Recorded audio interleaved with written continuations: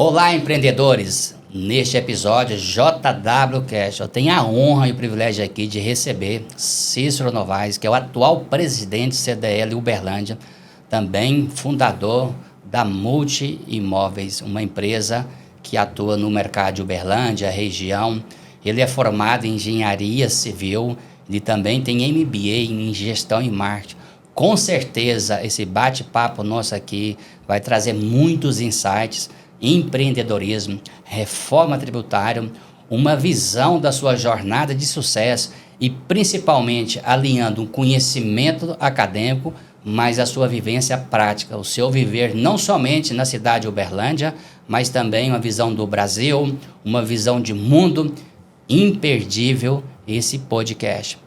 E aí, Cícero, fazendo essa abertura, o que nós podemos esperar aí desses 35 minutos que, com certeza, primeiramente, muito obrigado por aceitar esse convite, mas eu queria que você falasse um pouco mais da sua trajetória profissional, também diante dos desafios do Brasil e da entidade classe CDL.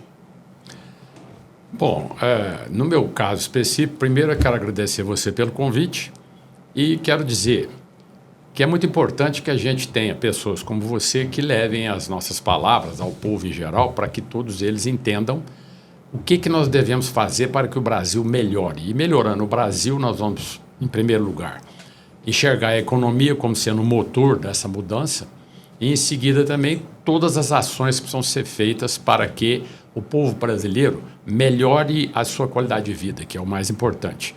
E através, justamente, da área econômica que isso pode acontecer.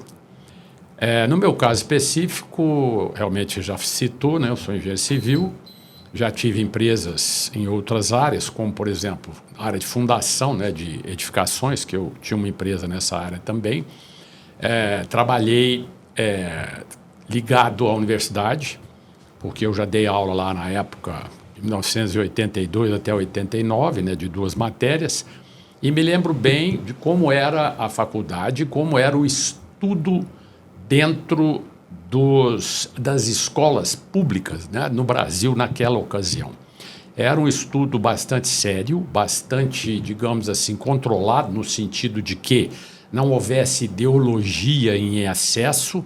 Você normalmente era cobrado pela sua produtividade e durante todo esse período a gente teve um volume de pessoas que se formaram nessa ocasião e que hoje merecem o maior respeito. Isso mudou, mas não mudou para melhor, mudou para pior. Então, quando você avalia hoje essa mesma qualidade de ensino, que não é só superior, você verifica que houve uma queda muito grande de qualidade, de produtividade e tudo. E aí, quando você começa a ver, por exemplo, o lugar que o Brasil está hoje no PISA, que é, vamos dizer assim, uma forma de avaliar como os países têm a sua população, no sentido assim do conhecimento, né, da qualidade de estudo, etc. e tal, a gente fica triste, né? Porque em 142 países que está dentro do PISA, porque tem mais nações, mas não estão qualificadas. O Brasil, se não me engano agora, foi a 75ª nação, né? Ou seja, nós estamos entre os países assim que tem as nações africanas, entendeu? Como Senegal e outros assemelhados, que estão no mesmo nível. Ou seja, a população brasileira como um todo está precisando muito de mudar em termos de qualidade de educação. Se nós vamos continuar como a gente está até hoje por muito mais tempo. Muito bem, então nós estamos colocando como um dos pilares para qualquer país se tornar viável em termos econômicos, tem que ter um pilar que você muito bem já colocou, que é a educação. Eu costumo dizer que nós brasileiros amamos futebol, mas se nós conseguirmos fazer com que essa energia, essa vocação que nós gostamos de futebol, gerando também no aspecto macroeconômico, os empreendedores junto com as pessoas que trabalham, então nós teríamos exatamente isso daí. Agora, independentemente de qual partido, a gente não vai falar aqui de política partidária, vamos falar de políticas públicas, uma visão macroeconômica, não somente desse governo, mas nós pegarmos nos últimos 30 anos, qual que é a sua visão macroeconômica do Brasil e trazendo também agora, né, no ano passado, para esse ano, qual que é a sua expectativa para os próximos anos? Pegando o passado, 30 anos, agora, e o que você vê para o futuro macroeconômico do Brasil, uma vez que a gente já bem destacou essa questão do pilar principal, que é a educação, que a gente meio que está deixando de lado. Mas o que mais, na sua opinião? Eu vejo o seguinte, se você olha a visão macroeconômica, nós temos um Brasil hoje que, evidentemente, ele exporta quase que commodities, né? Que são o quê? Produtos que você encontra na natureza e você não leva aquilo a um produto acabado. Então, no final, o Brasil exporta as riquezas que existem dentro da nossa nação, só isso. Óbvio que as outras nações compram essas riquezas nossas, né, que são matérias-primas, e transformam em produto acabado. E depois revendem para o mundo, inclusive para nós, por um preço muito superior. Tem um caso que é emblemático, né, que isso aqui todo mundo conhece, que é o caso do café, que você exporta o café para a Alemanha, às vezes para a Suíça, né, e eles acabam colocando aquilo em cápsulas, né, e revende de volta para o Brasil por 3 vezes mais do que a gente exportou para eles. Aí você vê que existe aí o quê? Uma desconexão. Você olha e fala, o que é que o Brasil tem importante de bom? É o agronegócio? Realmente, é um negócio importante. Mas eu pergunto, quando você olha para uma Coreia do Sul, eu pergunto para você, há mais ou menos, nos anos 70, né, você tinha um povo na Coreia que tinha uma renda per capita metade da brasileira, que já era ruim. Hoje é 6 vezes maior. E eu pergunto, ela não tem riqueza natural nenhuma? Coreia do Sul não tem petróleo, não tem minério, não tem uma agricultura, soja, não tem nada. Milho. Nada. Então, o que ela fez? Ela importou esses produtos que nós temos, transformou em produto acabado e se transformou numa nação, digamos, de diferencial, né? Ela hoje tem uma renda per capita 6 vezes maior. Aí eu pergunto, quem está certo, nós ou eles? Então a gente deve olhar para quem prosperou num volume de anos tão pequeno, né? Em 40, 50 anos aí, e copiar a ideia aqui para dentro do Brasil. Agora, a gente esbarra em quê? Como a população não tem realmente uma qualificação, né? Em termos de estudo, em termos de conhecimento, ela vota mal. O Brasil, o voto é sempre olhando para o candidato populista. E o candidato populista não é aquele que deveria estar lá. Você devia votar em alguém que tem o quê? Competência para fazer aquele trabalho. Aí, no final, as pessoas que ocupam, né, os poderes, que nós temos 3, né, que deveriam ser equilibrados, deveriam ser isonômicos, né, e cada um dentro do seu quadrado, coisa que no Brasil não ocorre e tem piorado mais ainda. Aí você tem poder judiciário, poder executivo e poder legislativo. O poder legislativo hoje tem pessoas lá, na maioria, que está interessado em si próprio, né, no seu próprio bolso. Não está olhando para o Brasil no quesito de fazer leis que possam ser adequadas para melhorar a qualidade de vida da população, incentivar o empreendedorismo, incentivar o crescimento das empresas, que é onde provém, né, realmente o dinheiro para que o Brasil possa prosperar, porque, afinal de contas, quem paga imposto, quem cria emprego, né, e melhora a renda são as pessoas que estão na iniciativa privada. E isso hoje está difícil, porque o Congresso hoje ele está, digamos, muito cheio de populismo e não preocupa muito na melhoria real do país. Ele está fazendo negociação. Hoje o Supremo passou a ser o poder mais forte, que é um absurdo, porque, afinal de contas, o Supremo não foi feito para fazer lei e nem foi feito porque ninguém votou nos membros do STF. Ele devia ser uma corte totalmente apartidária, totalmente preocupada em verificar se as leis realmente estão dentro da Constituição e encerrar por aí. Agora, decisões monocráticas que são feitas lá rotineiramente também é um absurdo, porque aquilo é um colegiado, são 11 membros que deveriam votar em conjunto. Aí você vai tirar o quê? Um final onde pessoas de diferentes pensamentos, né, acabam colocando o seu voto e a maioria ganha. Nessa situação, você teria um poder o quê? Muito mais equilibrado. Isso aí é um problema. O Senado e a Câmara têm muitos interesses, né, pessoais envolvidos. E, normalmente, às vezes, tem até problemas, né, legais que o próprio Supremo está de cima olhando. Então, quer dizer, aí há um desequilíbrio também nesse sentido. Isso é muito importante, né, Cícero? Porque se nós pegarmos, então, o Brasil, inclusive eu estudo sobre isso, né, a questão finanças tributária, existe um estudo que o próprio CDL também trabalha isso, né, que é conscientização, que lá por volta do dia 28, 29 de maio, né, em que nós trabalhamos até 28 de maio para pagar tributos, pagar impostos, né? Ou seja, a gente só começamos a trabalhar para nós mesmos depois do dia 28 de maio.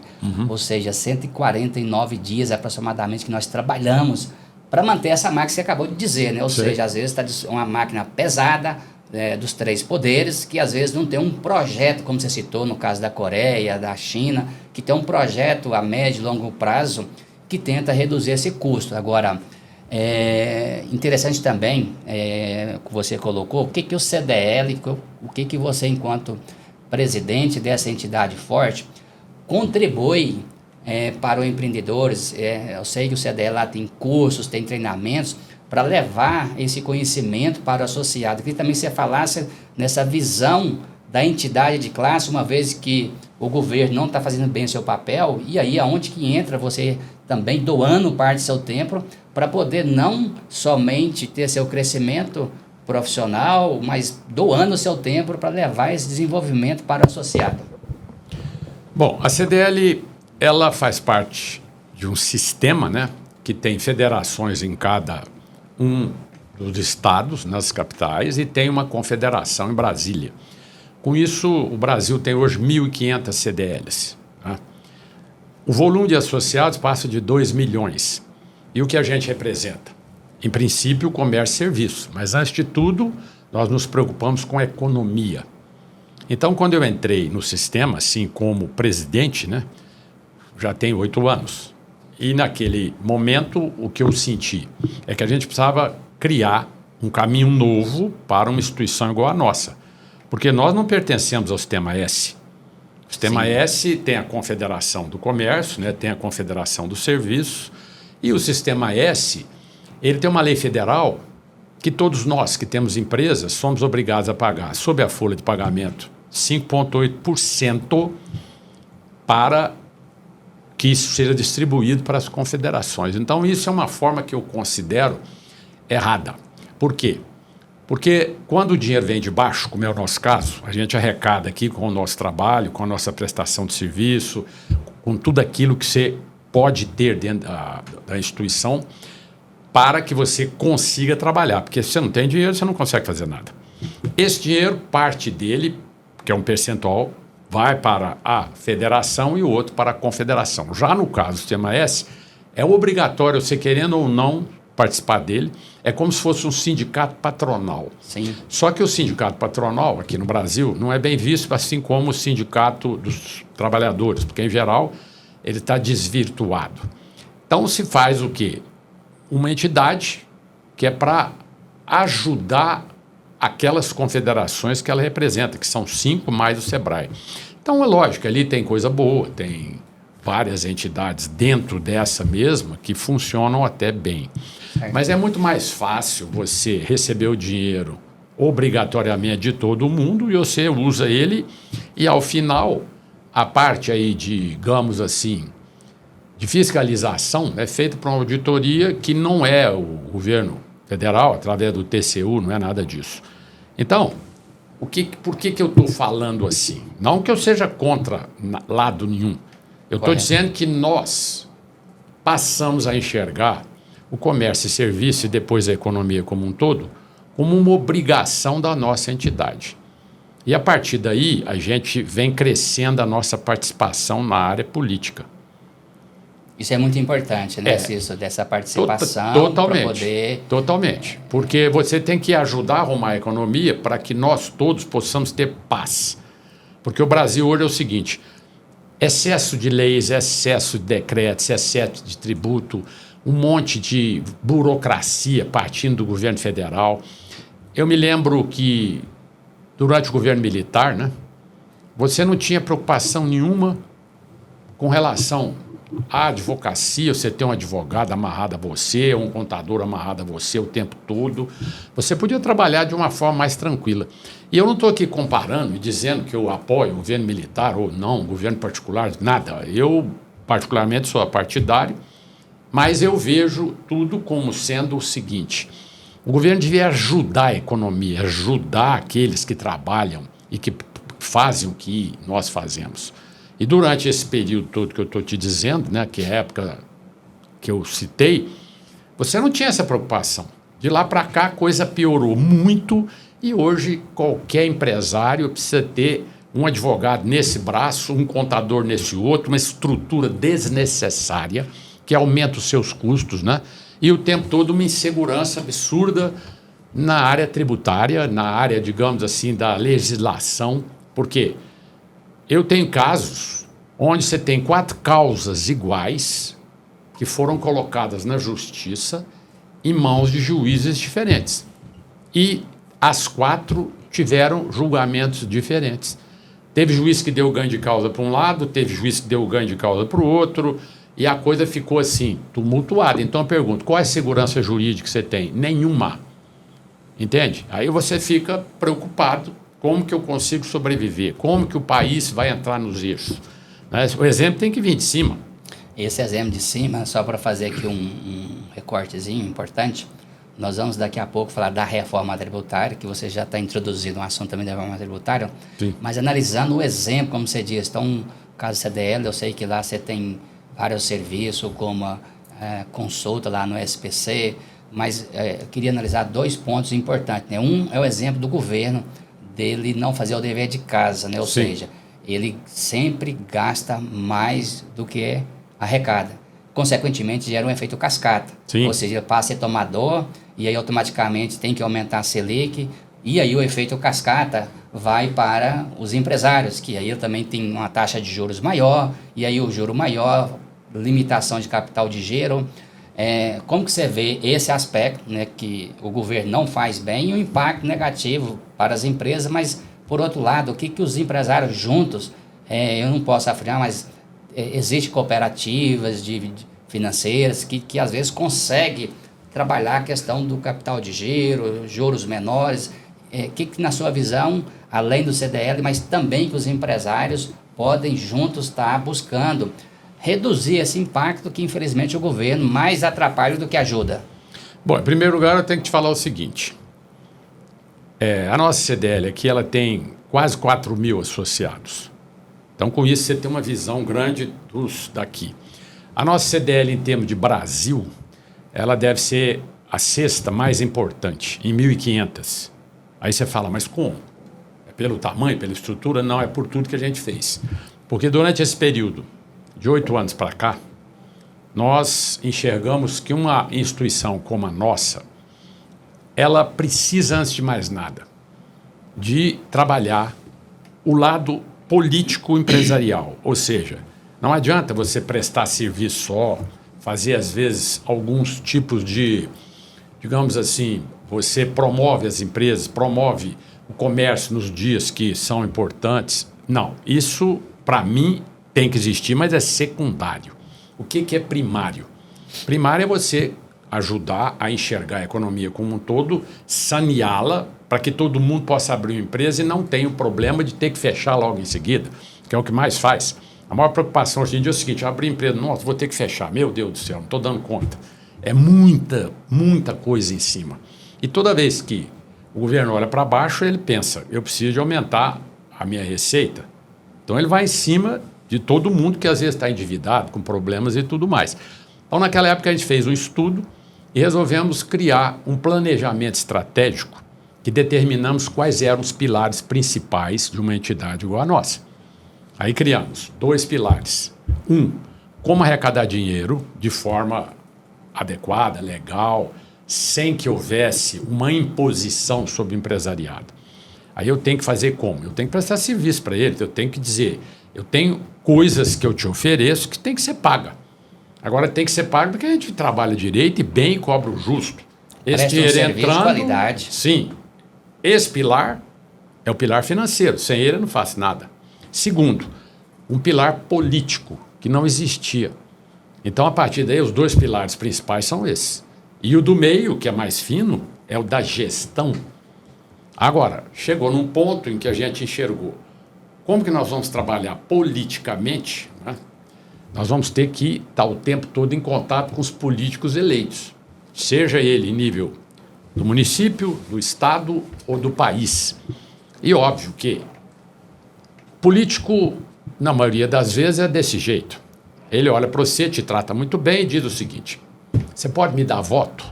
Aí eu digo, um pouco difícil, porque por mais que eu tenha um volume bom de associado, você não consegue colocar o teu pensamento na cabeça de todos e fazer eles votar em alguém. Então ali eu falo, não, eu posso colocar o nosso ponto de vista, conversar com você, se afinar, e os nossos, aqueles que votam, né, e os seus familiares e tudo, eles podem às vezes gostar do que você falou e votar em você. Agora eu não posso garantir que todos esses vão votar em você, então não há garantia. Segundo lugar, com relação à parte financeira, você pode me arrumar dinheiro, ou para a minha campanha, ou seja, para o que for? Não, o nosso estatuto ele bloqueia isso justamente para que você não incorra nos problemas que normalmente ocorrem dentro da política. Aí você diz, ué, o político se coloca assim, né? Se você não pode isso, não pode aquilo, aí eu vou te tratar bem, mas eu também não vou fazer nada que você me pede. E também não vou deixar você, digamos, ter relação comigo mais profunda. Mas aí nós ficamos pensando e dissemos, o que mais que a gente pode usar nessa hora? Aí fomos que ali criamos uma coisa importante, a comunicação. E o que é essa comunicação? É a capacidade de fazer qualquer tipo de vídeo, com todos os equipamentos, tudo, que a gente tem tudo, entende?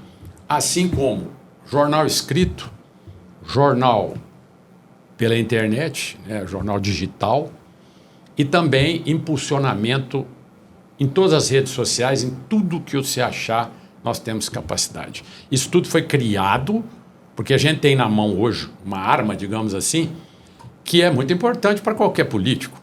Porque o político vai dizer, isso tudo pode ser usado para te ajudar ou pode ser usado para aquilo que você está prejudicando todo mundo. Então nós podemos nos posicionar, porque a gente sempre faz isso. Nós não atacamos ninguém, não fazemos nada, nós não somos contra pessoas nem contra partidos. O que a gente faz é simplesmente mapear o assunto e ver se ele é adequado ou não para a economia e para o bem-estar e a melhoria da população.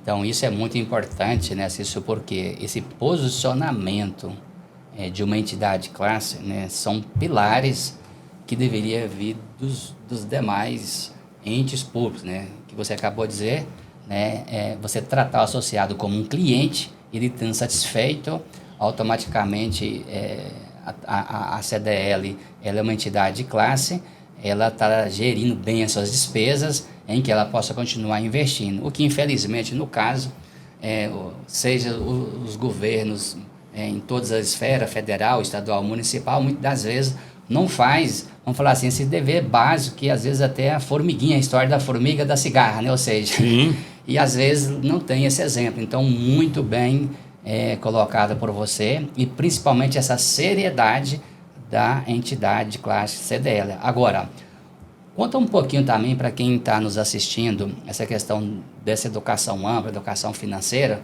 mas também da sinergia, o que são os desafios que de forma coletiva, principalmente o pequeno e médio empresário, você que está à frente dessa entidade, você tem essa visão sistêmica, no sentido pós-pandemia, a questão de importação de produtos da China, e que às vezes vai gerar naquele pequeno empresário aqui de Uberlândia, que às vezes vai fechar, pode ser um dos motivos. O que você pode sintetizar, pandemia, pós-pandemia, e principalmente esses desafios em que o CDL ajuda, mas às vezes não consegue sozinho e acaba tendo a mortalidade das empresas. O que são esses insights também que você poderia citar?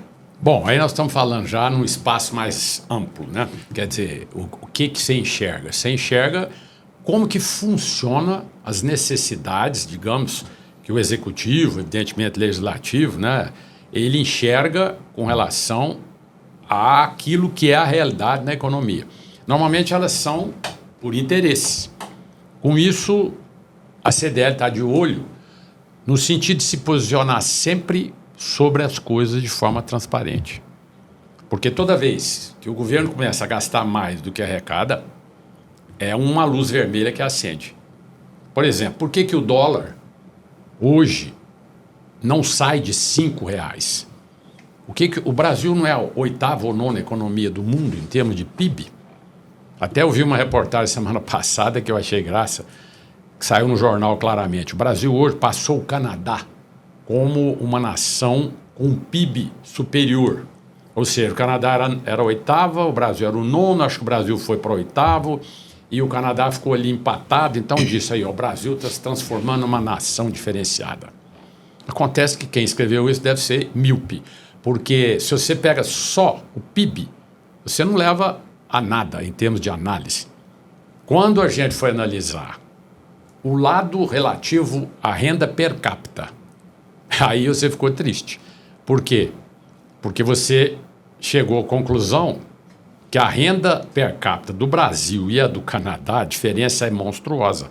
O Canadá está entre as 10 rendas melhores do mundo e o Brasil está lá nas 70 e tantas. Ou seja, que tipo de comparação é essa? Você pode estar aí, evidentemente, com um PIB brigando com aquele de igual para igual ou passando na frente dele, mas está representando o que para a nação como um todo?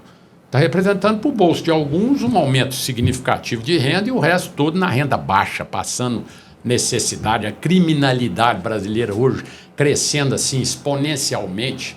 É a primeira do Brasil em termos de infraestrutura. Nós temos aqui água tratada. Falando um pouco para quem está nos assistindo, em termos de atrativo, você aqui de Uberlândia, CDL, para as empresas virem para Uberlândia, seja o setor de serviço ou comércio, qualquer segmento, como que você vê a cidade de Uberlândia em termos de infraestrutura e, ao mesmo tempo, esse papel tão bem feito pelo CDL de conscientizar? Nós estamos falando aqui eu sei que lá tem oportunidades para emprestar dinheiro para associado com taxas melhores, fluxo de caixa, né, para o pequeno empresário. Queria que você fizesse também uma análise então, mais no microeconômico aqui dentro da cidade de Uberlândia e também para quem não é associado ao CDL, para que ele conheça e torne também um associado. Bom, com relação à CDL, realmente nós temos lá uma série de serviços que a gente presta para quem está começando, ou quem tem uma empresa pequena, um micro, né? Que é justamente o quê? A formação de mão de obra adequada para eles. Você tem programa lá de primeiro emprego, né? Você tem programa para estagiários, para que a pessoa que precisa disso, ela tenha onde se apoiar. Tem também parte de empréstimos, que a gente tem ligação com entidades que possam fazer esse tipo de coisa, assim como também o BDMG, que tem lá também conosco um espaço, tem o Sebrae também, que faz programas conjuntos no sentido de formação de pessoas, de palestras adequadas, enfim. Essa parte aí nós temos com bastante assim, firmeza, porque é uma forma de ajudar o micro, pequeno, principalmente, que existe aqui em profusão.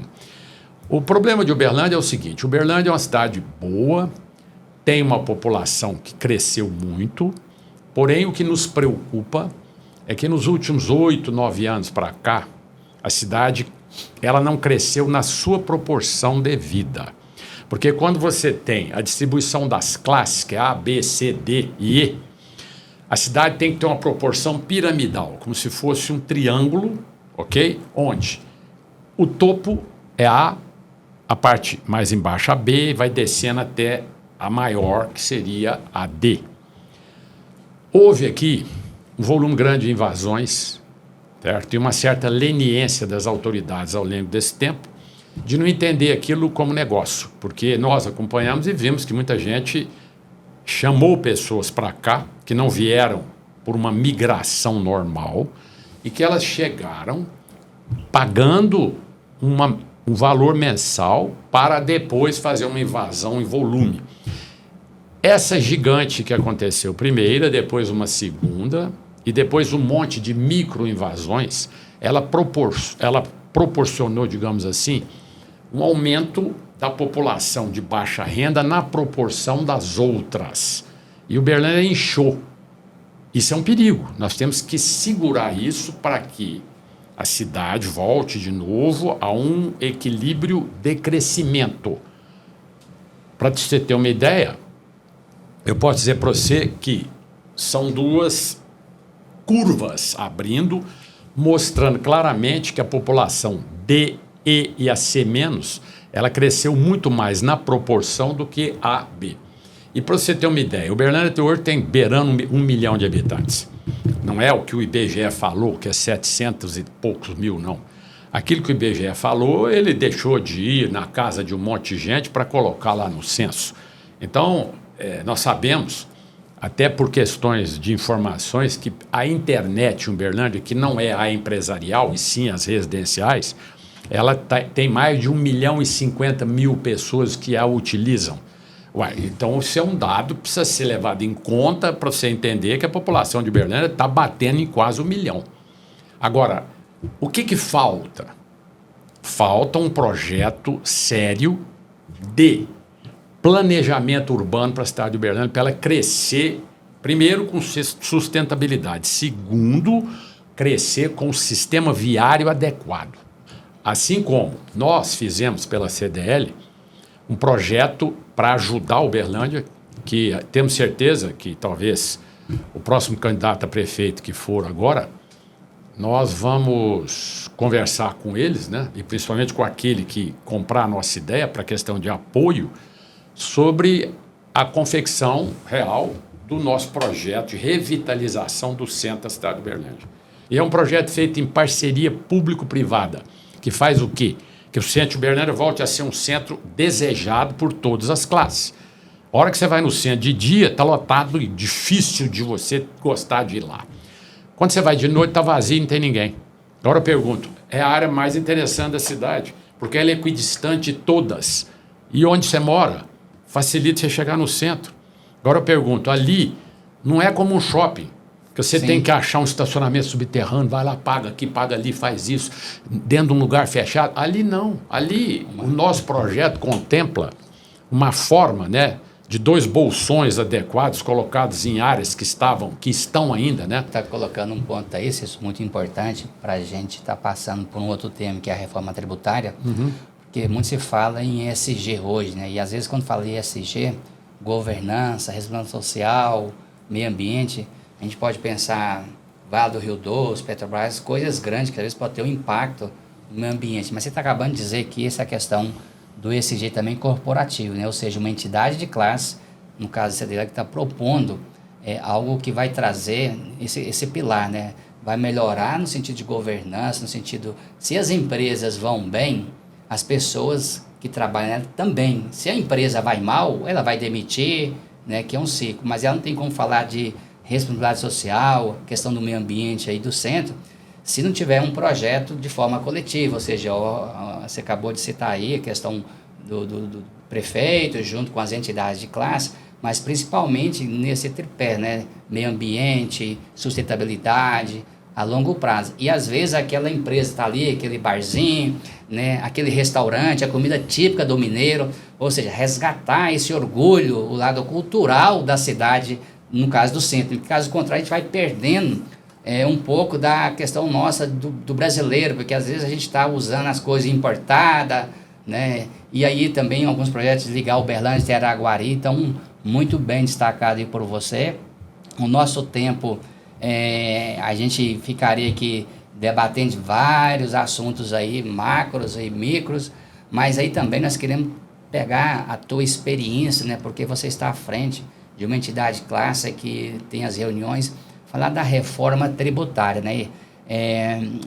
Eu concordo que a reforma tributária teria que ser o segundo momento, mas antes, tudo que nós falamos, nós estamos falando de uma reforma administrativa, uma reforma de pensar, gerir o negócio público, deveria ser melhor do que ele gerir o negócio próprio, porque se eu sou dono do meu negócio, se eu tenho dinheiro, às vezes a responsabilidade é pequena. Agora, esse gestor público deveria ter uma formação, uma questão de cidadania, aquilo que a gente vê em outros países, lá 200 anos atrás nos Estados Unidos, que a pessoa sonha com o país. Uma vez que não tem a reforma administrativa, que eu já assisti podcast seu, eu sei que vocês já também falam, primeiro teria que ser tudo isso que nós falamos, reforma administrativa, Estado ou menor, mais enxuto, focar aquilo que é a função essencial dele, segurança, educação, saúde, que esses 3 pilares, você acabou de falar aqui para os nossos ouvintes aqui, que faz mal. Agora, qual que é a sua opinião em relação à reforma tributária? O que você vê na reforma tributária junto com o CDL e até você também como empresário? Bom, a reforma tributária, em princípio, deveria ser uma reforma que iria simplificar os impostos, porque hoje a burocracia é absurda e o volume de imposições, leis e tudo, ele realmente oprime o empresariado. Ok, isso foi modificado através do quê? De lobbies. O problema brasileiro hoje, sério, são lobbies das diversas atividades. Por exemplo, nós lutamos pela economia, mas com isonomia e igualdade. É a mesma coisa de você ter 4 filhos ou 5 filhos, né? Onde cada um dos filhos tem direitos iguais. Se você vai mexer, mexe igual para todo mundo nas proporções. Não foi o que houve. A reforma, que era só para simplificar, ela acabou modificando também o volume de impostos e de obrigações de cada atividade. Então, se separou as atividades. É como se os filhos fossem diferentes. Aí, quem tem mais força, mais lobby, interferiu no Congresso e, evidentemente, fez pressão também no Executivo e, com isso, a reforma tributária não foi feliz no sentido de onerar áreas que são extremamente importantes. Você, por exemplo, eu sou favorável sempre a baixar os impostos ao máximo. Então, você olha uma briga que está tendo aí. Os 17 setores que mais empregam e que, evidentemente, mais têm força no PIB. Aí você olha. Quando você olha, você fala, a maioria é indústria. Eu não tenho nada contra a indústria, eu tenho é que eu sou um filho também com uma indústria, né? Daí eu olho e falo, engraçado, o serviço foi prejudicado. Por quê? Quem mais contribui para o PIB e quem mais emprega no Brasil é o serviço. Aqueles 17 setores, a maioria é indústria. Tem 3 coisas de serviço lá. Você tem a TI, né? Você tem o pessoal da área de transporte, principalmente público, né? E outros assemelhados, e um terceiro serviço. Agora, o grosso mesmo, ele não foi contemplado. Então, no final, um imposto que antigamente vocês pagavam, o que paga ainda, né? Que é o ISS local, né? Com os impostos que envolvem aí o peso aí do PIS, COFINS, imposto de renda, dependendo de qual é o tamanho da sua empresa e como que é, dava alguma carga tributária aí, máxima de 9%. Agora, pela nova mudança, isso vai afetar o serviço chegando até 27%, mais ou menos. E eu pergunto, por que carregar uma área que hoje é o maior empregador? Então, quando eu vi aquilo dos 17 setores, a gente fez um artigo colocando, nós somos a favor mesmo de manter isso aí para os 17 setores, só que ampliando para os outros setores que ficaram por fora e que empregam mais e que pagam mais impostos. E isso não foi feito. Mas por quê? Porque aqueles têm lobby pesado. Você quer um lobby maior que o de banco? Você quer um lobby maior que o da indústria pesada? Aí esse lobby só tem vantagens. Eu pergunto para você, Zona Franca de Manaus, para que aquilo existe? Aquilo foi criado na época do governo militar, lá em 1967. O que o governo militar olhou? Eu vou criar uma zona franca para atrair moradores para ocupar a Amazônia, que nós estamos com medo deles internacionalizarem a Amazônia e tirá-la do Brasil. Aí começaram a fazer aqueles esquemas lá da Zona Franca e também criou-se a Transamazônica, né? E fez toda uma situação que não vingou. Então lá é o quê? É um lobby que eles usam em cima dos senadores. A hora do vamos ver o Senado. Tem 17 membros do Senado, são senadores, que pertencem à região amazônica. Aí eles dizem o seguinte, não mexam aqui, deixem os incentivos, tudo, tal. E agora, em 2017, eles prorrogaram por mais 50 anos. Então é aquela história. Você tem ali um problema, porque é montadora que está lá. Eles puxam, através da importação, aquele monte de produtos colocam lá, né? E depois revendem aqui no Brasil, mas eles estão distantes da matéria-prima. O produto para fazer vem do exterior. Ali não tem matéria-prima em lugar nenhum. Depois, está longe do consumidor, que fica aqui na região sudeste, sul, que tem maior volume de gente que faz. Então, quer dizer, são tortuosidades. Esse tipo de situação prejudica muito no que diz respeito à tributação. Por quê? Aqui em Minas, por exemplo, olha aí o norte de Minas, Montes Claros e tal. Ele está na Sudene, já deve ter 30 anos para trás, aí já era da Sudene. Inclusive tinha uma empresa daqui, que era o Estudo Valer, que fazia essa vacina contra a fitosa, né? Eu me lembro que essa turma toda falou, não, nós vamos embora para Montes Claros, por quê? Lá nós vamos ter uma diferença muito grande de pagamento de impostos. Tem subsídio, incentivo. Era uma coisa de 20%. Então, você imagina o empresário. Eu prefiro morar em Uberlândia, mais arrumado, mas se eu for para Montes Claros, eu vou ter, de cara, garantia de 20% de lucro já, com a diminuição dos impostos. Agora, recentemente, há 2 anos, eles estenderam isso lá para Governador Valadares, para Montes, ali para Teófilo Otoni, etc., que é o leste.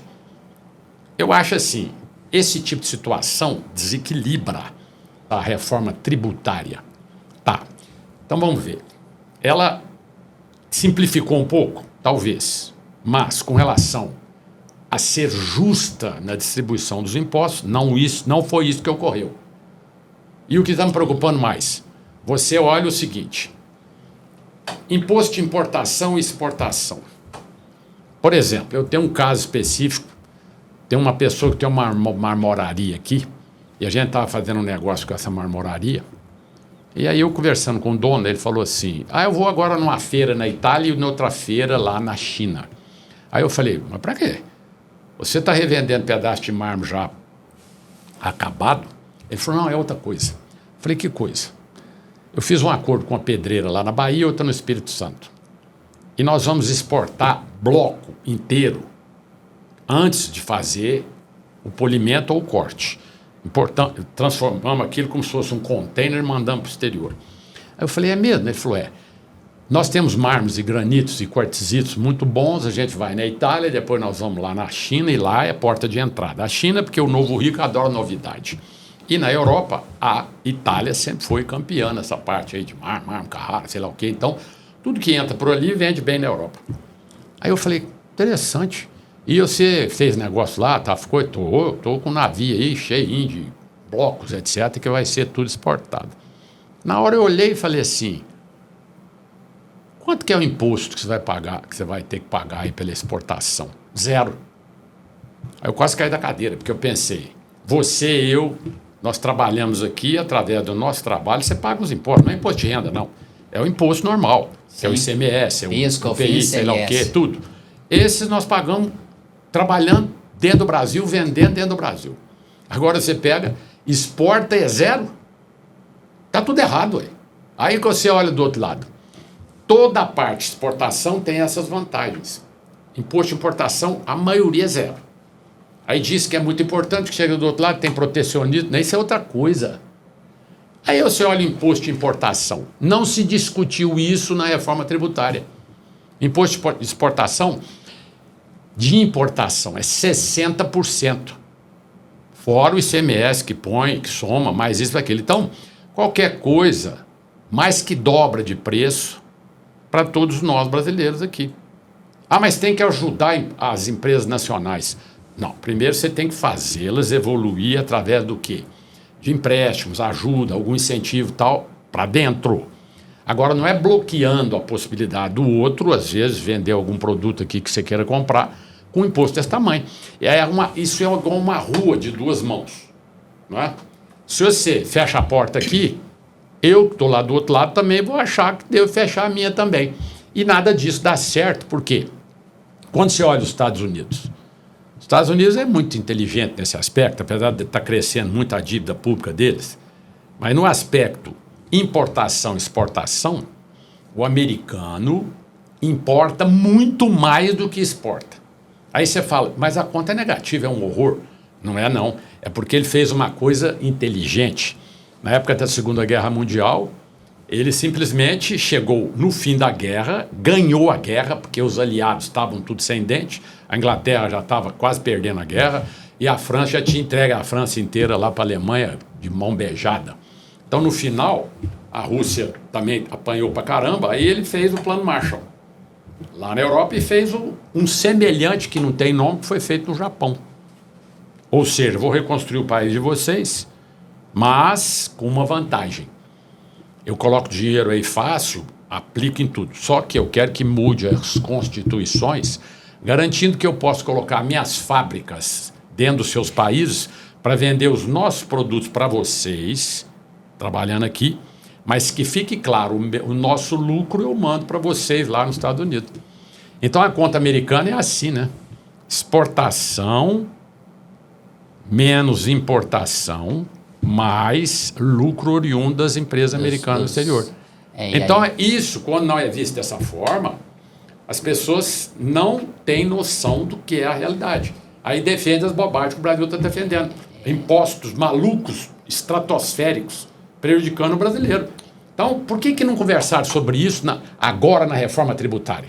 Por causa dos interesses, por causa dos lobbies. Esse ponto muito importante, né? Você colocou, eu queria só destacar que a gente tem feito um acompanhamento lá em Brasília, né? Desde o início da PEC 45, e aí o pessoal às vezes coloca exatamente que houve um debate, né? Você pega algumas reportagens na mídia e fala, depois de 20 anos, na verdade, primeiro que a maioria dos deputados e senadores que votaram 20 anos atrás, eles não estavam lá. Então esse debate, que às vezes a mídia está dizendo que houve um debate, não houve, né? Mas eu queria destacar um ponto aqui muito importante na sua fala, né? Que eu costumo dizer é o seguinte: tudo depende dessa visão de ótica. Você fez muito bem aqui já, várias analogias macro. Alguém fala assim, esse copo ele está meio cheio, meio vazio, e aí às vezes fala assim, setor de serviços, né? Porque a alíquota, se ela é 25 ou 27, aprovou na Câmara, foi para o Senado, aí houve toda essa discussão no Senado, alguns setores conseguiram ter, e aí que eu coloco, né, a questão das palavras, setores beneficiados, a gente tem que ter muito cuidado do que é benefício, porque na verdade, né, a gente como tributarista, como profissional da área, veja só, bem rapidamente aqui, né, eu sou da época, da década de 90, que não existia COFINS. Não sei se você lembra, na época chamava FIM Social e PIS/REPIC. Ou seja, o FIM Social foi julgado inconstitucional, aí criou a COFINS. Começou a COFINS com 1%. Logo em seguida passou para 2%. Então já houve 100% de acréscimo. Depois passou para 3%. E aí depois de 2003, as empresas de lucro presumido e lucro real, então agora eu vou fazer a mini reforma, que é a não cumulatividade, que aí passou o PIS e COFINS para 9,25%. Então o setor de serviço hoje, ele sendo lucro presumido, ele teria 3,65% de PIS e COFINS, e dependendo da atividade, 2, 3 ou 4 ou 5 de ISS. Isso que você falou, ou seja, ela teria uma carga tributária, nesse caso de serviço, na faixa de 9%. Olha só, 9% nós estamos saindo hoje de uma empresa de lucro presumido. Se vai para uma alíquota de 25% ou 27%, mesmo com a redução de 30%, então o que eu destaco aqui? Está dando um benefício para o setor de serviço, olha o benefício, de 30% de reduzir a base de cálculo, que vai dar uma alíquota de 18%. Nós estamos saindo de 9%, indo para 18%, nós estamos dobrando. Então, às vezes, nós temos que fazer uma análise histórica daquele tributo, porque senão a gente está correndo esse risco muito bem exposto por você, que é jogar, né, expressão do mineiro, jogar tudo dentro do mesmo saco, e aí de repente aquele que tiver mais lobby vai ter esse benefício, né? Então a reforma tributária, e nós estamos num momento muito importante, e aí eu coloco para você novamente, né, que a gente tem vários estudos, além do setor de serviços, por exemplo, o agro, que é aquilo que o Brasil tem a vocação. Nós temos uma vocação para alimentar brasileiros, alimentar o mundo, e concordo com você. A gente já puder exportar o agro, o minério já industrializado, melhor para nós. Agora o agro, por exemplo, o produtor rural, pessoa física, ele não é contribuinte de PIS e COFINS, por quê? Porque ele é CPF. Agora, na reforma tributária, esse produtor rural vai ter que começar a pagar o IVA.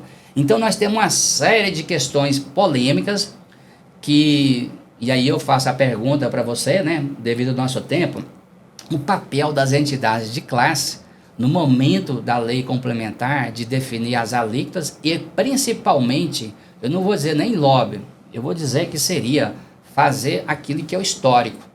Se nós temos histórico, e outra questão importante, né, que a gente está estudando, é que com junção do IVA dual, que é uma coisa também nossa, é a jabuticaba tributária do Brasil, ele já nasce errado que é o IVA dual, ou seja, no mundo não tem esse negócio de 2 tributos, ou seja, IVA dual. Aí o papel do CDL para dizer o seguinte, eu coloco, você acredita que as entidades, elas vão conseguir fazer pauta, porque nós teremos aí 1 ano, 2 anos talvez, para poder mostrar lá que esse benefício, entre aspas, de redução de 30%, ele fala, não, a bandeira que a gente tem discutido é de falar assim, que não deveria ter aumento da carga tributária nem global, esse é o problema da média, mas também não deveria ter aumento da carga tributária setorial, ou seja, nenhum setor, nesse caso de serviço, se ele paga 9%, ele não poderia passar para 18%. Você acredita que a CDL, junto com a Confederação, com as entidades de classe, vão conseguir fazer força lá para não ter aumento da carga tributária também setorial? Bom, o que você está falando tem a ver com a política. Eu posso dizer para você o seguinte, você tem várias atividades econômicas que deviam estar unidas para fazer com que a economia tivesse uma voz muito mais forte. E não é isso que acontece. Por quê? Se tem um setor, uma atividade, que está levando vantagem de alguma forma, ela tende a ficar quieta e não ajudar os outros a lutar por uma situação mais justa. Isso é muito comum. Então já não tem aquela união adequada. Partindo desse princípio, a gente se estruturou, digamos assim, com uma comunicação muito clara para tentar diálogo com aqueles que fazem as leis. Óbvio que a gente vai propor o nosso ponto de vista. Se aquela pessoa não entende, nós vamos bater em cima dos nossos pontos de vista e divulgar isso aí para a população como um todo. E depois, essa pessoa vai precisar ser eleita ou reeleita. Nessa situação, a gente vai ficar atento. Na próxima eleição, eu não vou contra a pessoa, mas vou contra o ato que ele fez. Isso aqui está errado, prejudicou tudo isso aqui. Eu acho que vocês devem olhar esses candidatos daqui para frente para que eles sejam coerentes, justos. Nesse caso, quem não fez isso, vota contra ele. Aí você está criando o quê? Uma força dentro da sua alçada. Porque outro dia uma pessoa me perguntou, né? Um político. Você me consegue aí um monte de votos? Eu falei assim, eu não. O que eu posso fazer é colocar o meu ponto de vista aqui e ver quem que afina com esse ponto de vista. Se o ponto de vista for igual, beleza. Agora, se você tem um ponto de vista diferente, como é que eu vou conseguir mudar a sua cabeça? É muito difícil. Então, você tem que usar do jeito que eu disse. Porque unanimidade não tem. Quem está hoje levando muita vantagem não vai abrir mão disso. Então não adianta você falar, vamos nos juntar, nós da economia, em prol de um único caminho. Não tem um único caminho, tem aqueles beneficiados e o não beneficiado. O beneficiado vai ficar quieto e o não beneficiado vai ficar gritando. Então esse é o Brasil.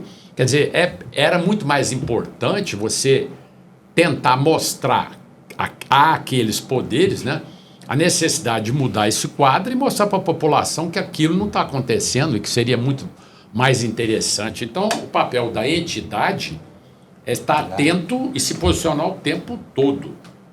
Porque aí ela tem uma finalidade. Caso contrário, para que você serve? Eu sirvo para mim fornecer, digamos, condições de melhorar para você com relação aos seus funcionários, trazer conhecimento, mas o sistema tá ruim, nós precisamos arrumar o sistema para isso aqui depois fluir naturalmente. Eu penso para você. Você falou do PIS/COFINS, certo? Eu falo também do CSSL. Que tipo de imposto idiota é esse? Você tinha um imposto de renda que já pagou. Sempre caminhou desse jeito. Aí, o governo que veio depois daquilo tudo funcionando, precisou de dinheiro. Aí ele criou o quê? Um imposto que diz que é social, contribuição sobre o lucro líquido. Mas espera aí, eu já paguei imposto.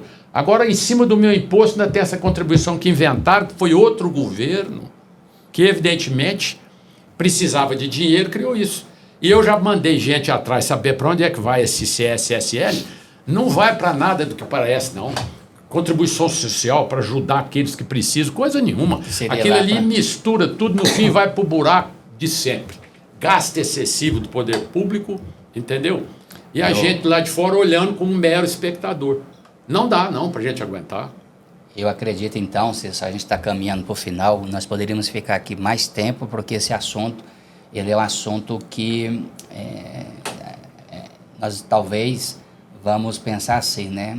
A pessoa, às vezes, ela quer chupar um jabuticaba, mas ela quer que ela planta, cresça como se fosse um pé de alface. Então, o que a gente está falando aqui é algo que teria que ser pauta para debates, para discussões, pensando no país, independente de quem é o presidente, governador. Mas ainda, só mais um ponto, você colocou aí e fez eu lembrar aqui de um aspecto muito importante, né? Que existe aquela regra de ouro, né? Que é fazer para o próximo aquilo que você gostaria que fizesse com você mesmo. E nessa visão, então, se nós brasileiros falar por exemplo, né? Não vou falar dos políticos, mas existe aí o tal do benefício, né? A gente tem que ter cuidado sempre com isso, né? Eu prometo que você ganhar até 5 mil reais, você não vai pagar imposto de renda. Eu que estou na área desde 89, na década de 90 eu era empregado, né? Não era empresário ainda. Era chique o cara falar que ia pagar imposto de renda. Por quê? Porque a pessoa ganhava na faixa de 5 a 7 salários mínimos, que ele começava a contribuir imposto de renda. Em todos os governos, da partir do momento do Plano Real, não corrigiram a tabela do imposto de renda de acordo com a inflação. De forma que agora, a pessoa que ganhava 1,7 salários mínimos, antes do atual governo, ele passou a pagar imposto de renda. Então imagina só, estamos falando de cerca de 50 bilhões de reais por ano das pessoas que ganham até 7 salários mínimos, que lá na década de 90 não pagava. Significa que esses 50 bilhões, só para a gente raciocinar aqui, você fez eu lembrar disso, essa colocação sua. Imagina a riqueza, se nós falamos assim, pega os 50 bilhões nesses anos todos, desde 94, que não foi corrigindo, essa pessoa então, ela tem um imposto sobre a pobreza, porque imagina a pessoa que ganha 3 salários mínimos, ela tenha um imposto retido na fonte, ela tem menos renda no bolso, aí para ela comprar um apartamento, ela faz dívida, para ela comprar geladeira, ela faz dívida, ou seja, ela está recolhendo o imposto de renda para o governo, sendo que não tem renda, ele não está tendo crescimento de patrimônio. Isso não vai dar certo o galho do mundo, porque se a pessoa falar, eu ganho 7 mil reais, ele no mínimo vai estar pagando aí 25 mil de imposto por ano.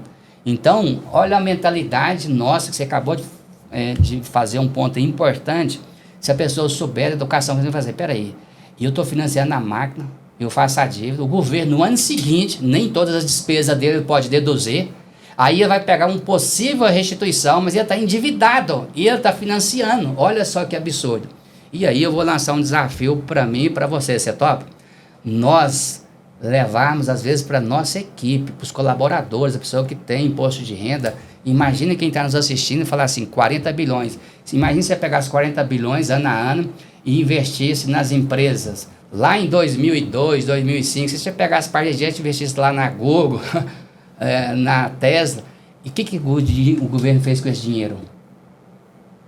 Dos trabalhadores. Então aqui, a gente não está falando do imposto do empresário, porque na ponta, você concorda que o empresário ele vai aumentar o preço, vai baixar o consumo, porque aí o preço aumenta do produto, do serviço.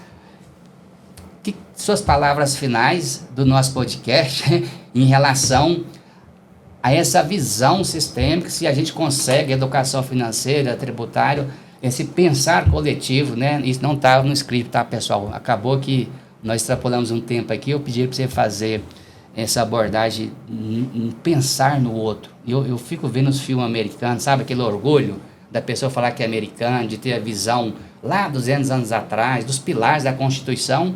Você acha que a gente consegue, nessa reforma tributária, ter debate, levar isso para a sociedade, para as pessoas discutir isso? 20% do tempo que discute futebol, por exemplo? Eu acho pouco provável, porque o povo hoje não tem a cultura adequada para entender isso. Aí você tem um exemplo aqui na América Latina, que é a Argentina.